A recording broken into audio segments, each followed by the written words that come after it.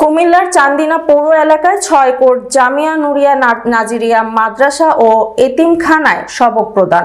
গরিব ও মেধাবীদের মাঝে ঈদ উপলক্ষে পোশাক সেই সাথে বার্ষিক পুরস্কার বিতরণ অনুষ্ঠান অনুষ্ঠিত হয়েছে।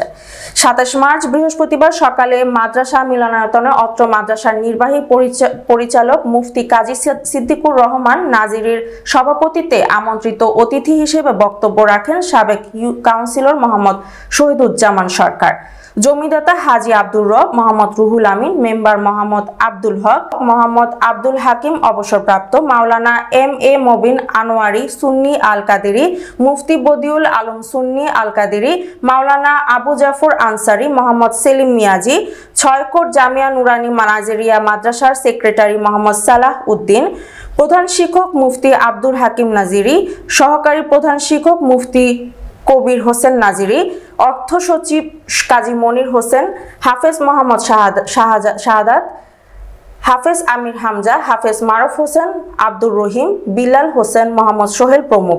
এ সময় প্রতিষ্ঠানের বিভিন্ন ক্যাটাগরিতে ৩৬ জন মেধাবী শিক্ষার্থীকে পুরস্কার, নুরানি হতে নাজরানা ও হিফজ বিভাগের উত্তীর্ণ শিক্ষার্থীদেরকে সবক প্রদান, গরিব ও মেধাবী শিক্ষার্থীদের মাঝে ঈদের পোশাক উপহার তুলে দেন অতিথিরা। শেষে দেশ, জাতি ও মুসলিম উম্মার শান্তি কল্যাণের জন্য বিশেষ মোনাজাত করা হয়।